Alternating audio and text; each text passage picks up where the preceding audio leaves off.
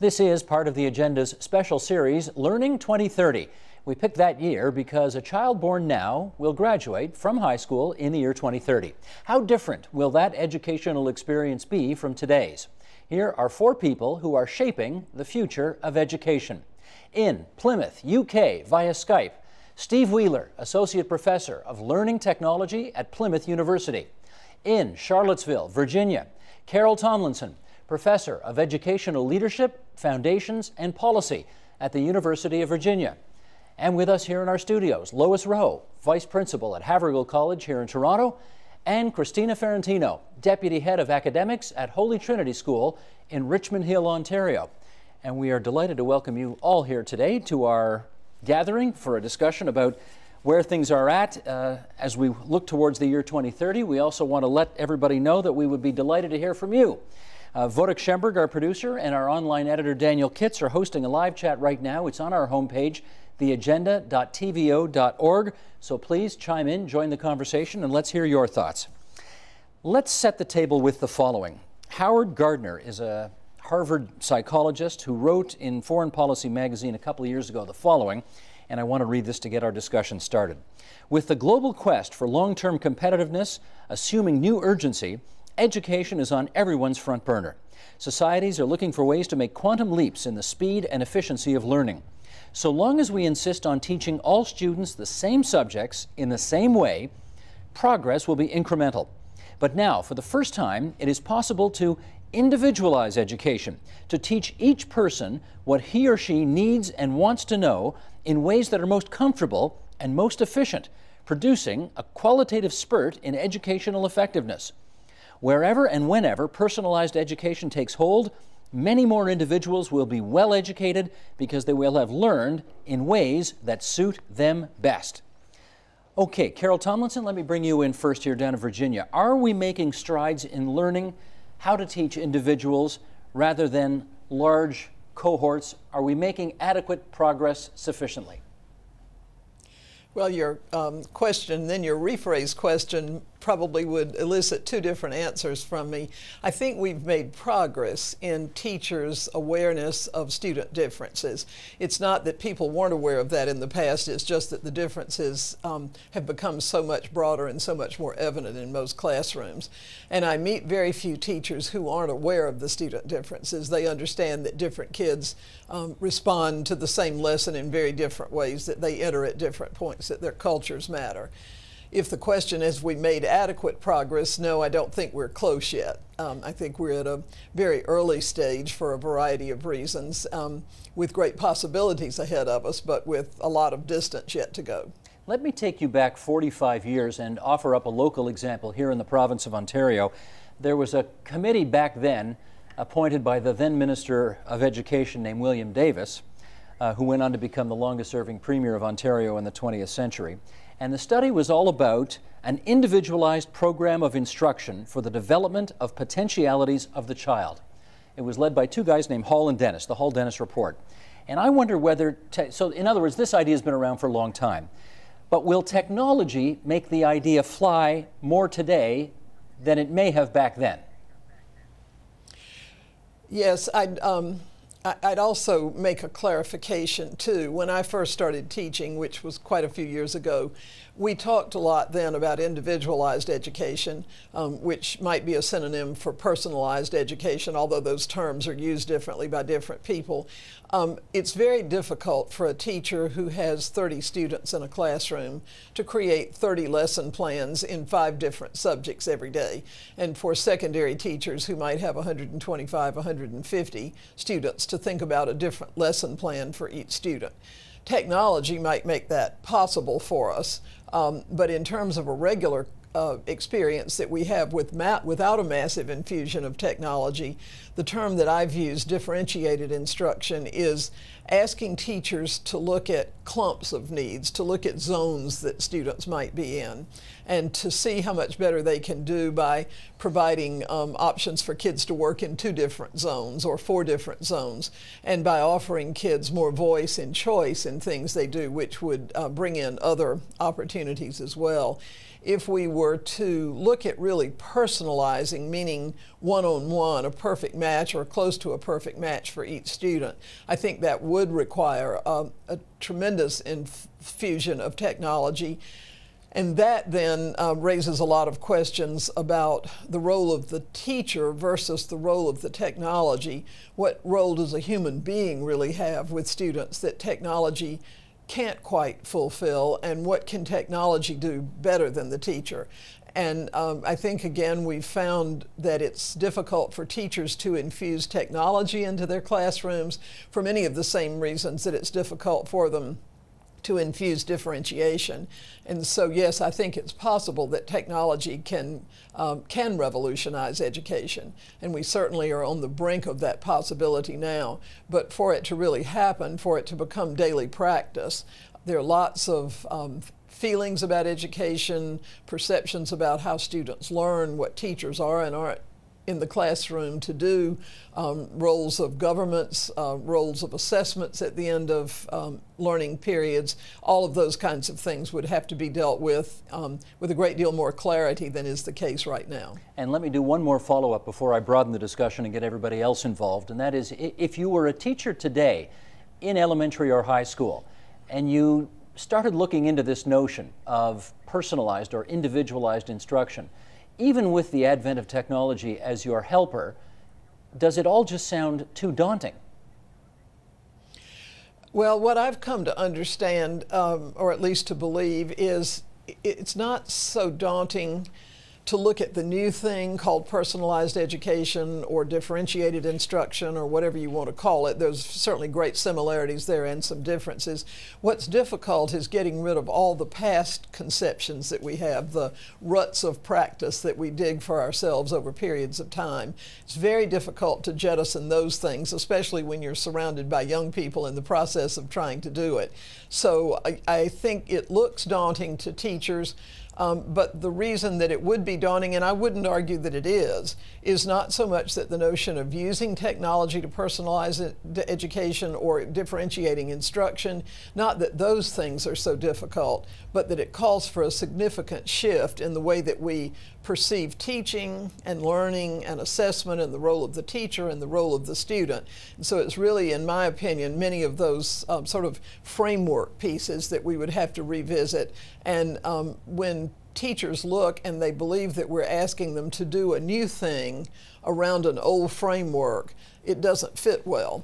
And then it's very difficult for them to see how they might proceed because the whole thing does look too daunting. But again, I believe it's probably the conceptions, the images we have of teaching and learning more than it is that the new thing that we're talking about is incredibly difficult. Okay, let me introduce a new voice to our metaphorical table here. And while he hasn't gone quite as viral as, say, Korean Gangnam Style dancing, he has had his videos watched by 200 million people in 150 different countries around the world.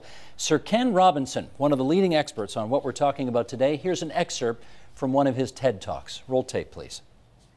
We have to go from what is essentially an industrial model of education, a manufacturing model, which is based on linearity and conformity and batching people. We have to move to a model that is based more on principles of agriculture. We have to recognize that human flourishing is not a mechanical process, it's an organic process. And you cannot predict the outcome of human development. All you can do is, like a farmer, is create the conditions under which they will begin to flourish.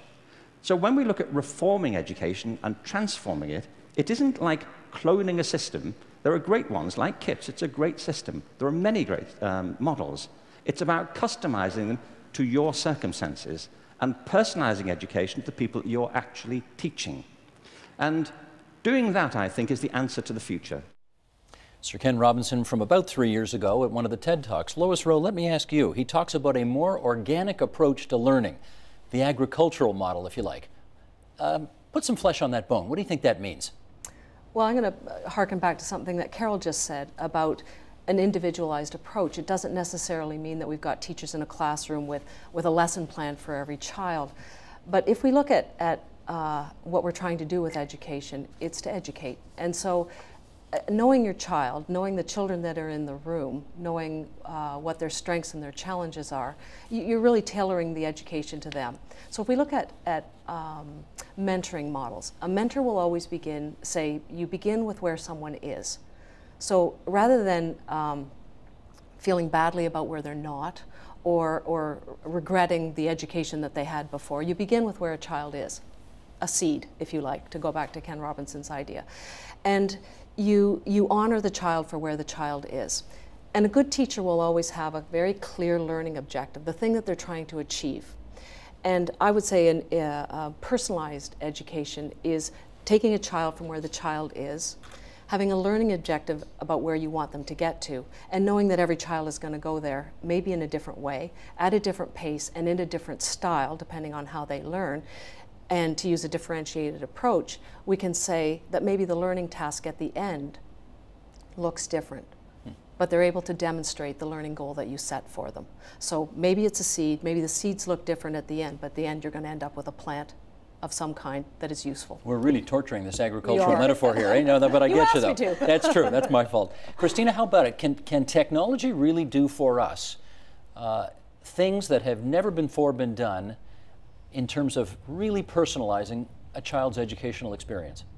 Well, I think technology is one of the critical enablers of us to be able to achieve that. But ultimately, if we don't change the framework, as Carol mentioned, in terms of the use of time, the use of space, and how our teachers work collaboratively and not in isolation, technology will not achieve the kinds of ends that we hope it could. So it still comes down to the teacher. You've got to have a great teacher, bottom line, whether you got technology or you don't. And it comes down to allowing our teachers to work outside of the four walls of their classroom, to find strategies for them to collaborate with each other, to team teach, to engage different kinds of practices that they currently aren't able because of the use of time and the use of space in our school structures. So we don't really have structures in place today that would allow for that kind of freedom, do we? We don't have very good structures in place. We have very traditional industrial model, as Sir Ken mentions, structures that really prevent that opportunity for that organic growth to happen with the shoulder-to-shoulder work that teachers need to do together, not just in isolation. Let's go across the pond and talk to Steve Wheeler, and I wonder from your perch at Plymouth University how how much progress you see us making towards greater personalization of the educational experience, Steve. The problem we've got, and I'm singing from the same hymn sheet as just about everything that everyone else has said here. I agree with most of what's been said here. The problem we've got in most educational systems is that they are conservative, very, very slow to change and resistant to change.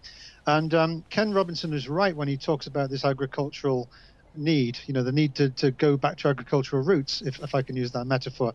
What I think he means by this is that we should revert to the apprenticeship model that we used to have in agricultural times before the Industrial Revolution.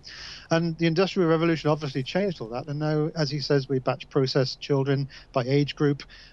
We synchronize their behavior. When the bell rings, they have to be hungry at lunchtime, and so on. And we've got a real problem with the education systems of the Western world, in as much as they are resistant to change because they are locked into that industrial model of thinking. Presumably, Steve, it will take just incredible amounts of political courage to be able to fly in the face of the way we've done things for 150 years. Do you see that out there? I think there will be courage needed. There'll also be vision required. What we'll need is visionary leaders. Thankfully, we do have a lot of visionary leaders in our schools. I know that you do in Canada, and I know in America you do as well. There are principals and so on, head teachers and so on who do have these vision. This vision to actually change things and make things better, and to bring things into a more personalized nature of education. But as you say, the top-down approach, governments dictate what is in our curriculum, they standardize it, they homogenize it, and in many ways we're struggling against those kind of tenets. Christina, let me get you to follow up on something that you said in one of your TEDx talks, which may have been viewed by a few fewer people than Sir Ken's, but not bad, sure. Not bad nevertheless. You said it used to be that a teacher in a schoolhouse had all of the necessary knowledge that was needed to educate the children in the room. The reality today is that knowing is not learning, and learning is so much more than knowing. Explain. Well, we are living in exponential times. We have knowledge that is coming at us from the cognitive science world, from technology, from intrinsic motivation. If you listen to any of Daniel Pink's talks around motivation, our generation today is being bombarded with different kinds of stimulation. And so for a teacher to be able to know all of that information and to be able to use it in a way that is effective for every single child in the room is probably inconceivable. Mm-hmm. And if we just share information with students, that it really isn't learning. Learning isn't about knowing facts or knowing discrete pieces of information. It's about connecting information to things that you know, things that you're interested in, your passions, your areas of focus. And fundamentally, if we don't stop worrying about content so much, learning is going to really suffer for our students in the long run. Except that there are some old-fashioned people, and I might be one of them, who think there's a basic level, a foundation of knowledge that every contributing citizen in, let's say, our democracy needs to know to be part of that experience. Is that not the case anymore?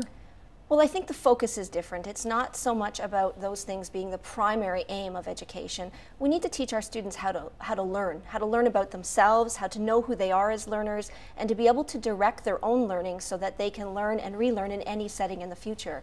And fundamentally, I think that if we can achieve that, everything else in terms of being able to differentiate instruction will be organic because it will be student-driven and it will come from the students themselves in the long run. Can I give Lois, can I give you a for instance? I mean, to me, it seems to me that if you want to be a well-informed high school student in Canada at this time in our history, you have to know who the Prime Minister of the country is. Okay? Now, that may be for some a trivial piece of information that they could do without and get through their day just fine. But do you need to know that we're a parliamentary democracy and that Stephen Harper's the Prime Minister and Dalton McGuinty for a little while longer is still the Premier? All that kind of information? It's how much of the information do you need? Sure, I would say that you would want to be an active citizen, a contributing citizen. You'd want to know the nature of the civilization in which you live. But if we go back to what you set out at the beginning was let's look ahead to education 2030. That means we go back and try to imagine what it was like in 1995.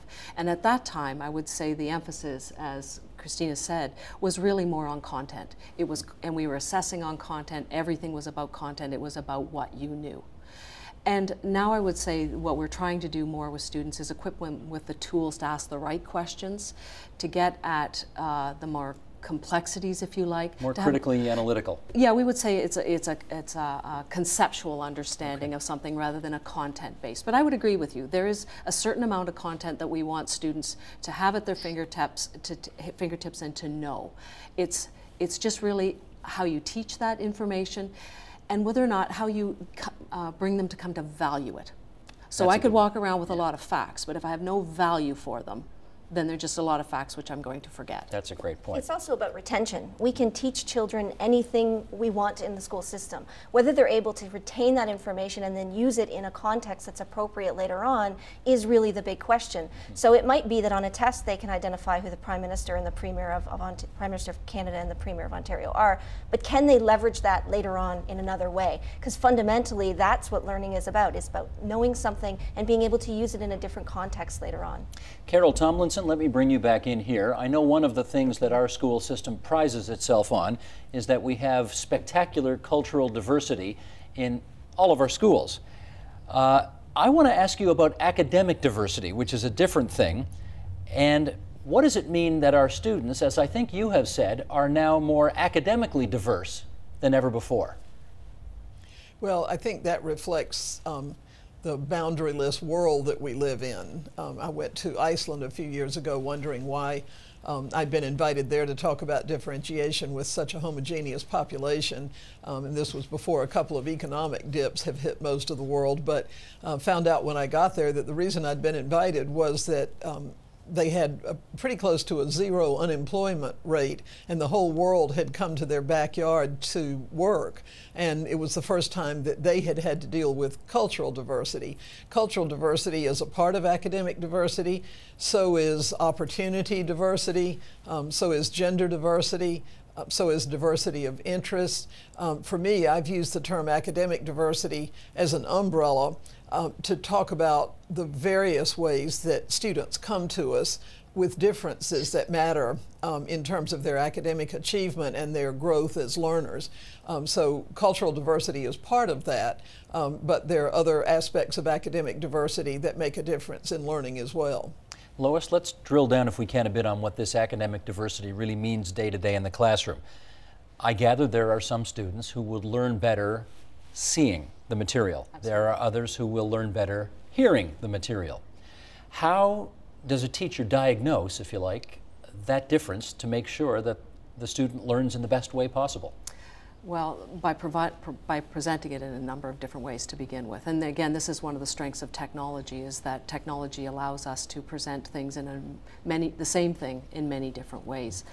But there's much more than just the different styles of learning that we have. We also know that students learn at different rates, that they are strong collaborators or weak collaborators. They're coming to us with a number of different skill sets. Your question is, how does a teacher diagnose that? It's, again, when we look at teacher training, it's another aspect that we need to bring to teacher training, is the content knowledge, the different strategies and approaches for delivering that content. But now, how is it that I am receiving the signals back from my students so that I can actually know that this person needs this kind of an approach, that girl back there needs this kind of an approach, this person needs me to walk over to them closely and put my finger on the piece of paper. It's about knowing your students. And you said we can do a lot of things, but the teacher in the room is still having a qualified and well-skilled teacher in the room is important. That's what it's all about. It's about a relationship between a teacher and a learner, and the teacher knowing the learner. Steve Wheeler, can you come in on that? This sounds like an impossibly difficult job, but obviously people are doing it every day all over the world. Well, yeah, teachers are brilliant at determining what students need. It's part of our art and part of our science and skill as well. But let me go back to something I think that Carol Tomlinson said earlier on. She said it's very difficult to actually get technology into the classroom integrated to actually allow this personalized, this individuated or differentiated approach to happen. I would differ with that. I disagree, because I think that young people are so well equipped these days with their own personal devices and technologies. If only we would allow them to use them in the classroom, if only we would break this blanket ban that happens in most schools, I know in the UK anyway, because of things like fears over safety. If only we would break that ban and allow young people to bring these devices into the classroom, we would see differentiated learning, because they know how to use those devices to find what interests them the best and helps them to learn in the best ways. So that would be my solution, and I see this happening already in some UK schools that have broken the ban. Carol, would you care to follow up on that? Yeah, if I can just add one comment related to what the last two comments have been. I absolutely agree that if we, again, could put students more at the center of learning, many of the problems would be solved. Of course, most classrooms in the traditional sense are very teacher-centered, and that notion of moving to student-centeredness is a whole big element of personalization or differentiation. And I think even with the notion of how you determine what every student needs, how you diagnose it, a big part of that is helping kids learn to understand that there are different alternatives available to them, and that they can make choices and reflect on those choices and whether they do or don't serve them well. And in the end, it is and always will be part of a teacher's job to have that awareness and to act on it. But a big part of it is to understand what depth of insight students can have about themselves. If we get to that point and then we say to the kids, so what other tools can we use here? How can we use this medium better? How would you like to use this medium in order to show what you're trying to learn? I think we would go far down the pike, but that's one of many things that we have a challenge in trying to reshape our sense of what the teacher's role is, what a classroom's like, what learning is like, and so forth. I would say that that's a real difference that we have. That's a change that I've seen in my career. Is right now I would say that students have a much better understanding of who they are as learners, what their learning styles are. They advocate for themselves much better. They even know what it means to advocate for themselves. So that they take back that control if we give it. Teachers are helping them to understand that. So we are really teaching to the student and the curriculum is what we're presenting. So I would say it's support what Carol's saying. It's really about helping the student to know what their needs are. Can you pick up on Steve's comment about the personal electronic devices in the classroom? Now you're at Havergal, so you're not part of the public school system. You're a well-known, prestigious independent school. Do you allow your students to have personal electronic? You do allow it. We do. But it's a shift for us for sure, because again, going back to some of the things that Steve said, there's this fear about their safety. What's the safety fear? I thought the fear would be they're going to spend all day texting each other in class. That's the second fear, which has now usurped the first fear that we've got. It's really about the distractibility. I think the original fear was about the things that they were going to discover online, that their private information was going to get out online. The new thing I think that we're dealing with is the distractibility of technology in the class. A good teacher, there's no distractibility because what they're delivering is of interest, engaging to the students, and if they're using the students' medium to present that, now you've engaged them. And there's so many different, I mean, this is a really exciting time to be in education. It is the best time to be in education because of all the different things that we can do in the class. And technology, as Christina said at the beginning, that enabler presents with a whole range of things that we can do now that we never would have dreamed possible for. Social media should have a place in the classroom. Media should have a place in the classroom. I can't resist this follow-up. Are your teachers unionized by OSSTF? They're not. That's why you think it's the greatest time for education right now, because you're not caught by Bill 115. Okay. Okay, how about you? Do you have at your school personal electronic devices? We do, and we have an iPad program in our grades 7 and 8 where every student brings their own iPad to the school, and a MacBook program in grades 9 through 12 where every student brings their own MacBook, plus a whole host of the other devices that they come to the classroom with. It's really not a one-to-one environment anymore. It's usually a 2-to-1 or a 3-to-1 environment for the independent school students anyways, and probably for many of our public school counterparts. But some of the challenges with the way that education is that unless we open up the kinds of questions we ask students to work on, that technology in their hands is really not very meaningful. When the textbook has all the answers and is the only source of information, then we're not really providing them the opportunities to leverage that technology in ways that engage critical thinking and good problem solving and the social connectedness that many of our young people want in their learning process. So I would say that even though we have technology available, as Steve alluded to, it's really about us being able to ask good questions that are engaging, that are deep, that are wide, and that they can't just Google online and find one specific answer. Well, having said that, Steve, let me bring you back in at this point because we've heard submissions now from two people who represent, I have to say it, two very well-regarded, am I allowed to use the word elitist? But they are. I mean, let's face it, you run two independent schools that are attended by people with means, and therefore your students have lots of technology to call upon. Steve, what do you do in a more public setting where not everybody has access to that kind of technology and every kid's not going to come to school every day with their own iPad? We've got an even more, a deeper situation than that in some ways. My wife is a secondary teacher of English, and she set a task for her students a couple of years ago. And two of the girls in the group who were twins, sisters, actually said actually we're not allowed to watch television at home because our parents have banned it. So she had to think of another way of them using the television to do the tasks that she'd set them. So, you know, we have a whole kind of differential of different provision.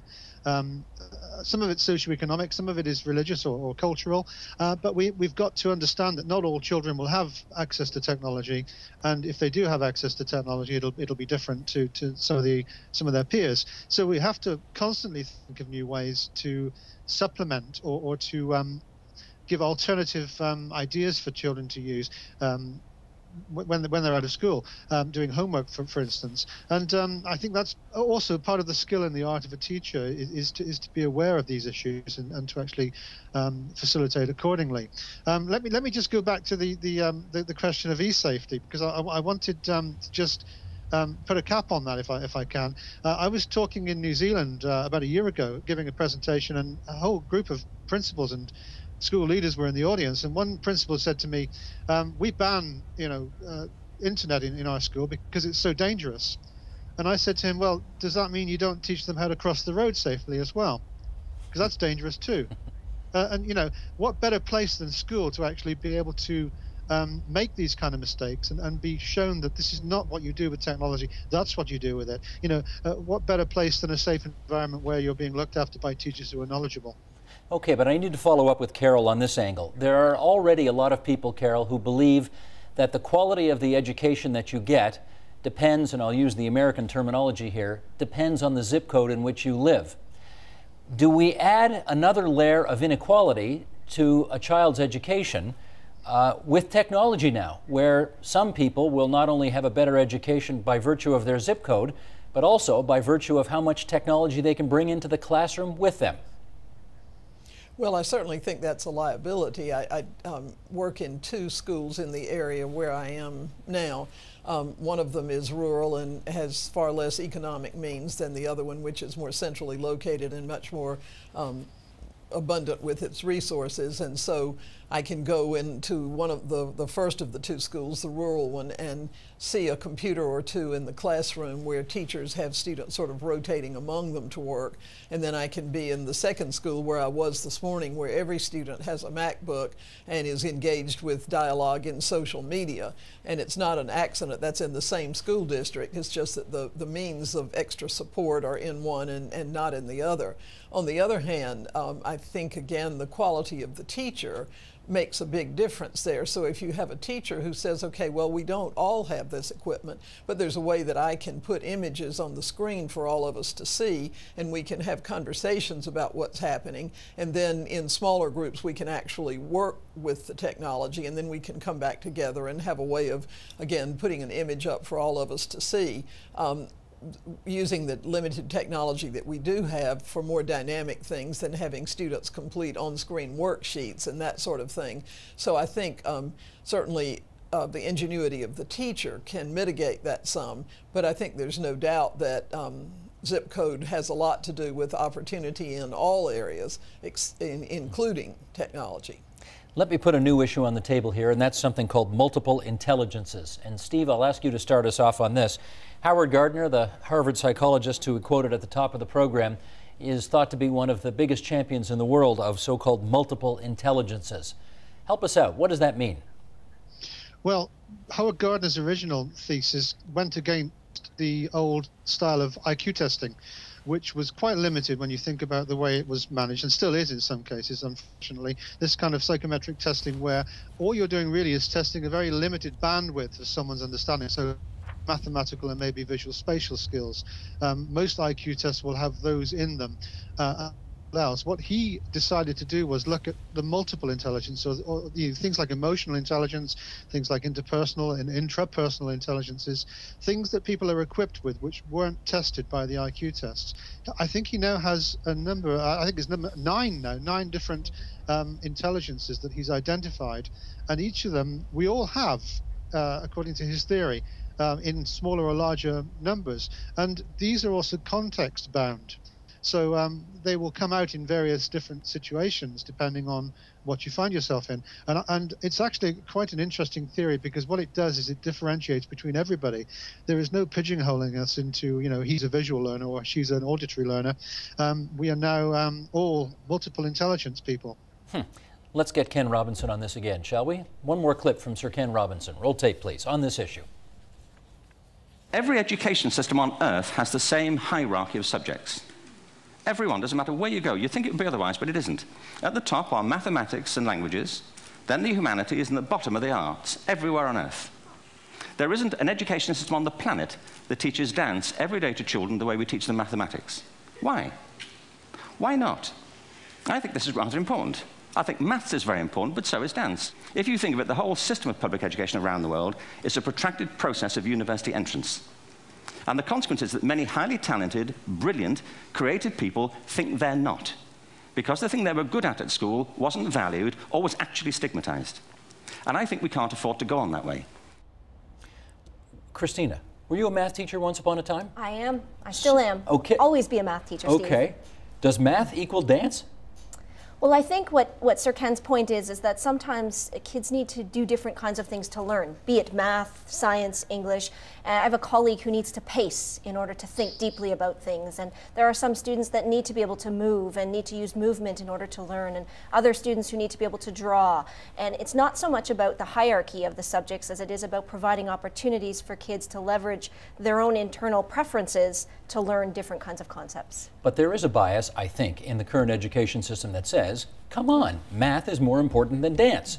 Physics is more important than shop, for example. I mean, are we going to deny that? Well, I think math is only important if a child can then leverage that content in another way later on in life. If they come to class and they learn their multiplication tables for the test and they go out of the classroom and they no longer have that information, then I don't think it's that important to them because they're not able to use that information down the line.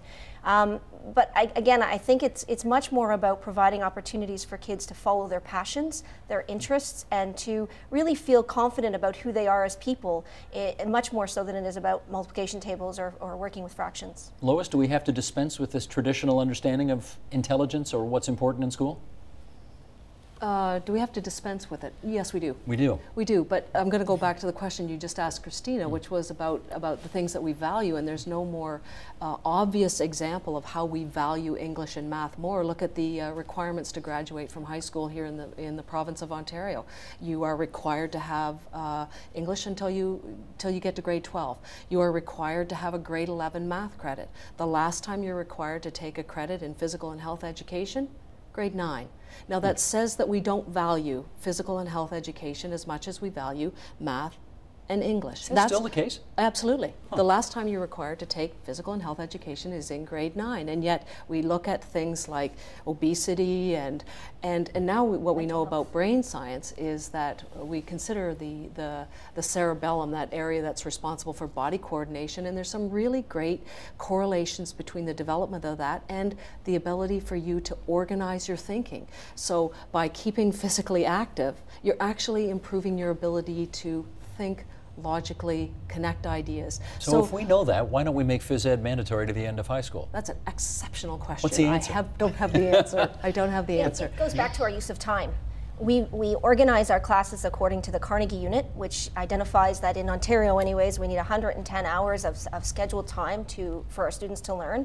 And there's only so many elective choices that our children have, and with math and English and some of the other disciplines being the predominant ones that they have to do, it really boils down to competing interests. And so kids tend to drop physical and health education.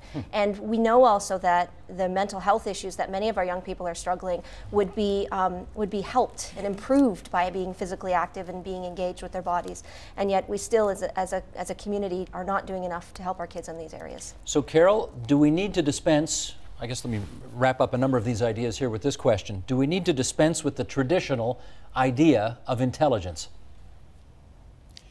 I think we need to dispense with the traditional idea of limited intelligence that is fairly determined at birth and modified just to some degree by environment, and work with a much more current understanding that intelligence can be developed, the brain can be developed exactly like the muscles in someone's legs or arms, and that it's working hard with good support and learning what it means to work wisely or intelligently that is much more likely to contribute to success than just simply a birthright that you have.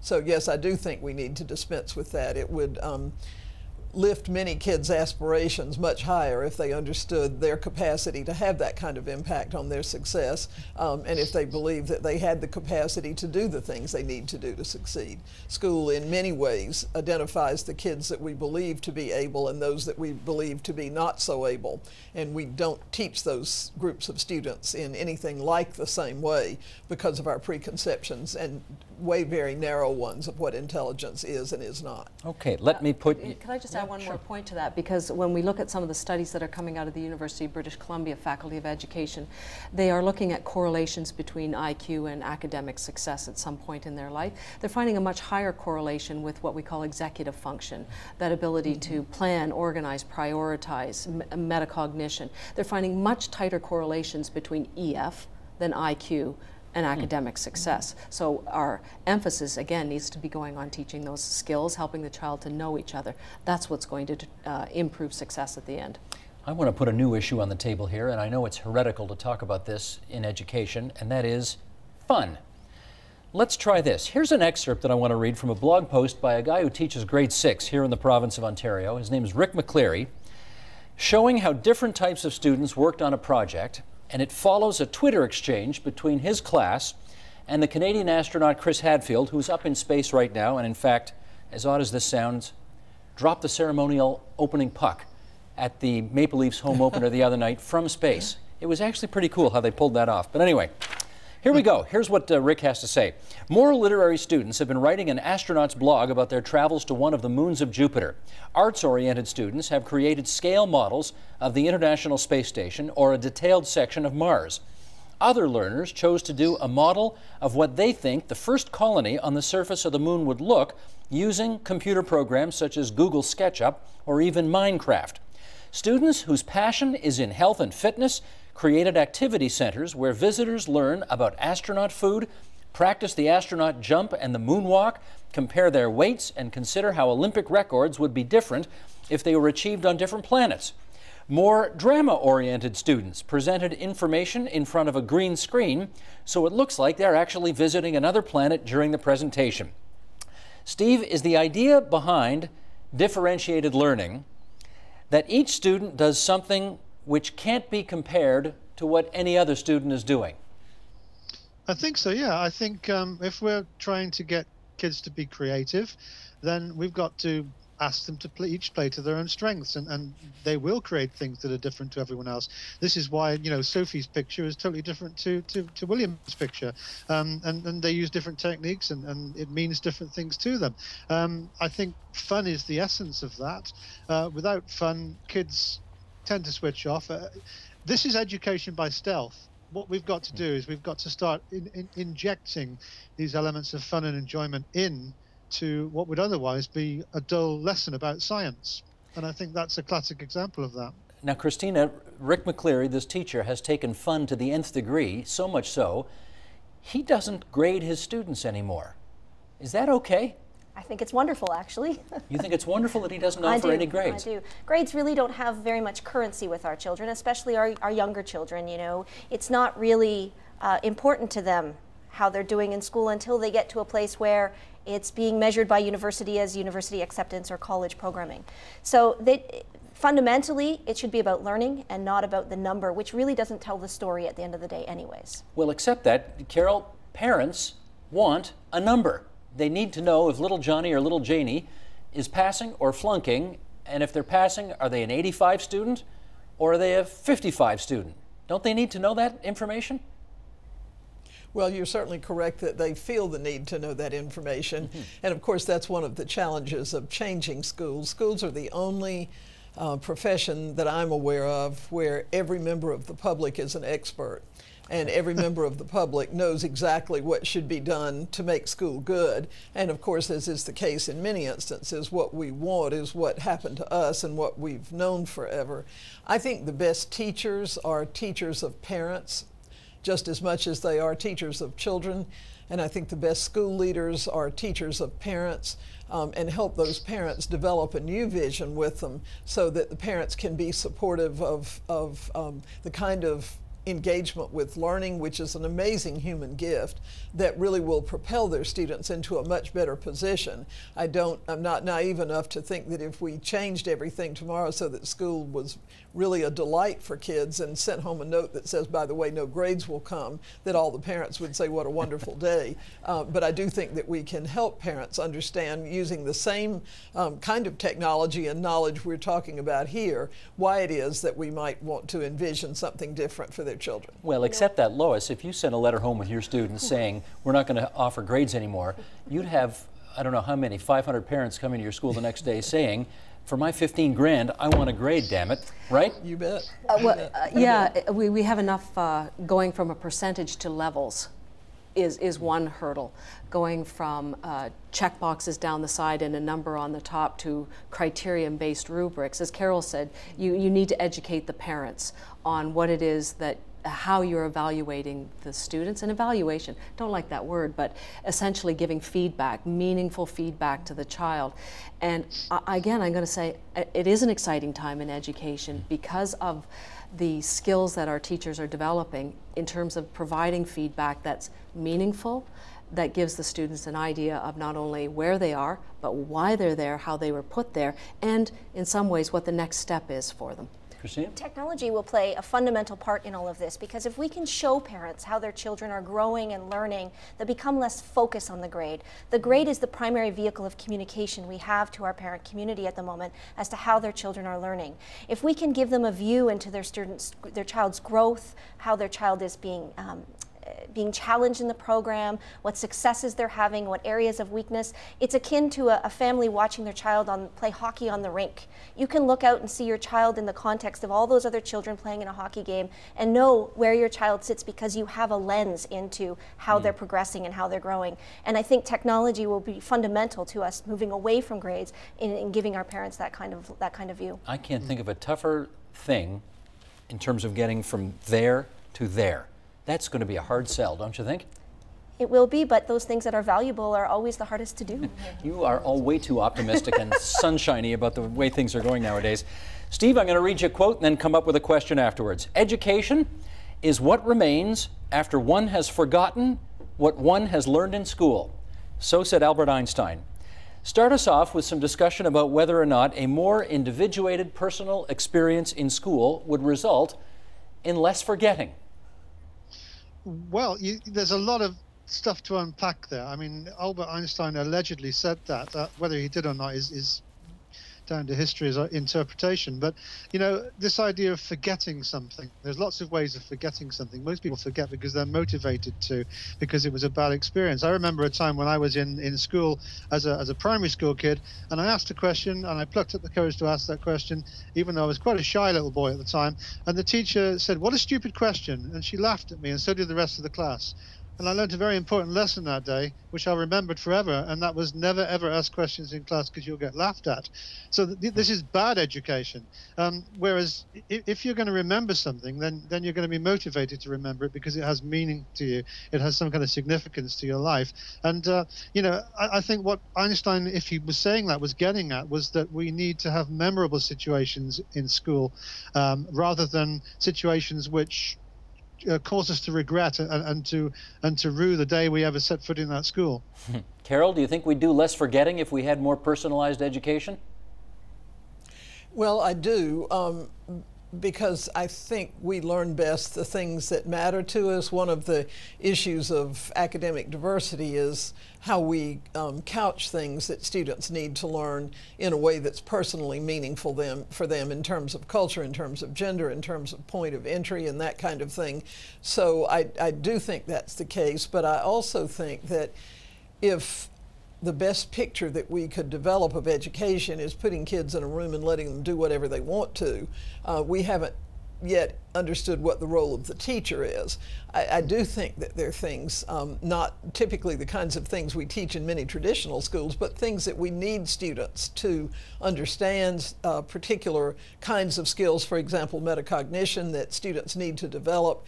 And so I think the trick really is not just to say go do whatever you want to, but to agree on and continue to shape those things which seem most useful to students in mastering the world around them and having a sense of competence and confidence, and then also being able to orchestrate the possibility of achieving those things and exploring those things in a variety of ways. So I think if personalization is just go do whatever you want to, we might as well just leave students at home or rent recreation centers and let them go for it. I think the art of the teacher still is to determine what's significant in a big picture way and help students do explorations around those concepts and principles and skills that are likely to be durable and transferable. So for me, it's kind of a combination. Nicely put. We've got about 3.5 minutes to go, and I want to put one last thing on the table. The time flies by. I saw you lifted your eyebrows there because you're shocked how quickly it's gone by. Christina, once again, from your TED Talk, you said kids can remember whatever they want to. whatever they need to, whatever is personally relevant. Memory is not an issue.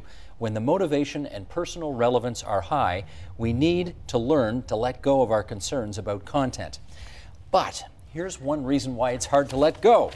And I'm going to read this from the National Post because they carried an article recently about declining what has become known as geoliteracy. In my day, we called it geography. Here's what the National Post said. A sizable proportion of the class would reliably have no idea where the Mediterranean is.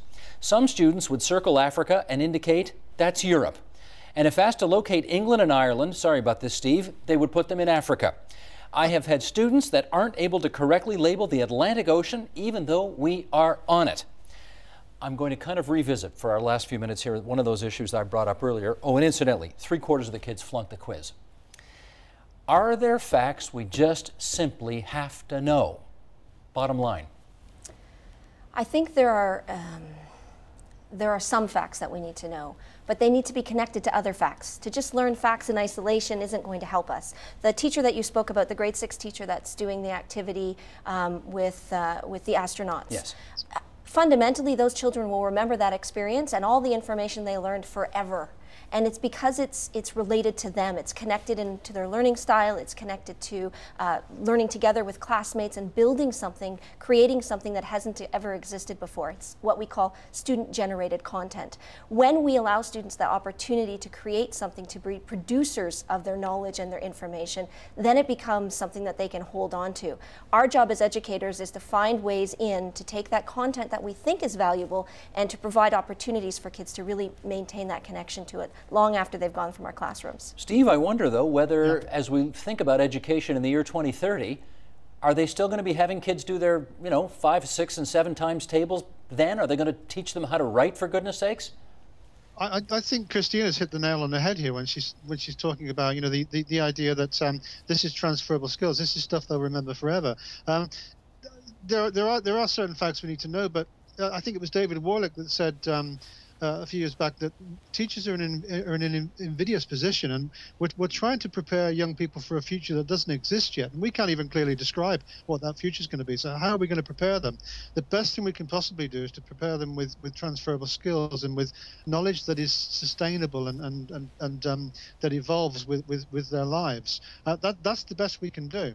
There are no easy answers to these questions at all. No easy answers, but Lois, if you go to Havergal, you'd have to know where the Atlantic Ocean is, don't you? I would hope so. Yeah. I would hope so. But I will support what Christina and Steve just echoed. It's about context. So, whether or not I can recite all the provinces and capitals of those provinces. I think you should. There's my little planting the flag for old-fashioned, you call it trivia, whatever you want, but civics, knowledge, basics.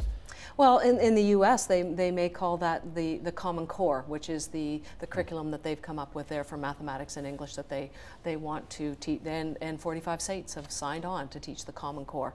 The challenge is there's too many of them in our curriculum. Our kindergarten expectation program has over 400 elements to it, 400 pieces of content for a 5-year-old. Christina, 10 provinces. Just 10 provinces. They're not 50 states. You can do 10 provinces and 10 capitals. I want to thank Steve Wheeler, who's the Associate Professor of Learning Technology at Plymouth University. Steve, thanks for being there on Skype for us over in the UK. Carol Tomlinson, the Professor of Educational Leadership, Foundations and Policy at the University of Virginia. For more on her, you might want to check her book, The Differentiated Classroom, Responding to the Needs of All Learners. Lois Roll, the Vice President at Havergal College here in Toronto. Christina Ferrantino, Deputy Head of Academics at Holy Trinity School in Richmond Hill, just north of Toronto. Support Ontario's public television. Donate at tvo.org.